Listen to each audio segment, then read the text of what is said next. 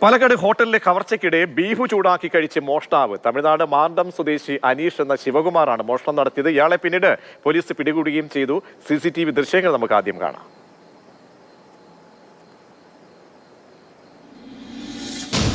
ചന്ദ്രനഗർ ഭാഗത്തുള്ള ഒരു moon city ഹോട്ടലിന് പിൻവശത്ത് കൂടെയാണ് ഇയാൾ കയറുന്നത്. പിൻവശത്ത് കൂടെ കയറി അതിനകത്ത് കയറി അവിടെ ഉണ്ടായിരുന്ന പണമാണ് ഇയാൾ അപഹരിച്ച് കൊണ്ടുപോയത്. അന്ന് മുതൽ തന്നെ നമുക്ക് ഇദ്ദേഹത്തിൻ്റെ CCTV ക്ലിപ്പിംഗ്സ് കിട്ടിയിരുന്നു.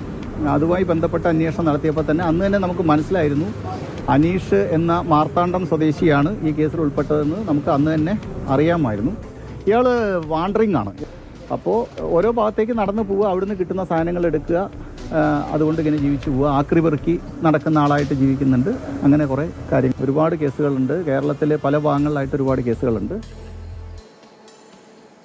ഗൂഗിൾ VS ചേരുന്നുണ്ട് വിവരങ്ങൾ നൽകാൻ. ഗൂഗിൾ, അങ്ങനെ വ്യത്യസ്തനാമൊരു കള്ളനെ ഒടുവിൽ CCTV തന്നെ കൊടുക്കുമ്പോൾ ബീഫൊക്കെ ചൂടാക്കി അങ്ങനെ വിശപ്പൊക്കെ അടക്കി മോഷണ മുതലുമായി പോകാനുള്ള ശ്രമമാണ് ഇപ്പോൾ പോലീസിന്റെ കൈകളിലേക്ക് എത്തുന്നത്.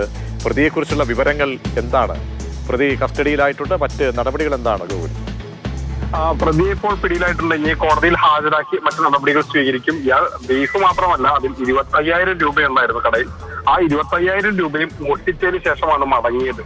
ഇയാൾ തമിഴ്നാട് മാർത്താണ്ഡം സ്വദേശിയാണ്. ഇയാളെ കുടുക്കിയത് യഥാർത്ഥത്തിൽ ആ ബീഫാണ്. കാരണം അതിന്റെ അടുക്കളയിൽ കൃത്യമായ CCTV ഉണ്ടായിരുന്നു. ഇയാൾ ആദ്യം ഓംലെറ്റ് കഴിച്ചു, അതിനുശേഷം ബീഫ് ചൂടാക്കി കഴിക്കാൻ ശ്രമിച്ചു.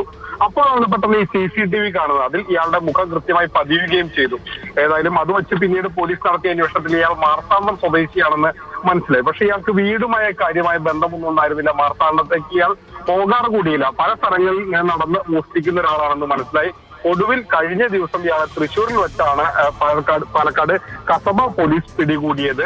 25,000 രൂപയാണ് ഇയാൾ ആ ഹോട്ടലിൽ നിന്ന് മോഷ്ടിച്ചത്. പല സ്ഥലങ്ങളിലും ഇയാൾക്കെതിരെ മോഷണ കേസുകളുണ്ട്. പക്ഷേ ഈ പറയുന്ന രീതിയിൽ മോഷണത്തിനിടെ വന്ന വിശപ്പിന്റെ വിളി ഇയാളെ പിടിയിലാക്കി എന്ന് വേണമെങ്കിൽ പറയാം. ശരി ഗൂഗിൾ, അങ്ങനെ വിശപ്പിന്റെ വിളിയാണ്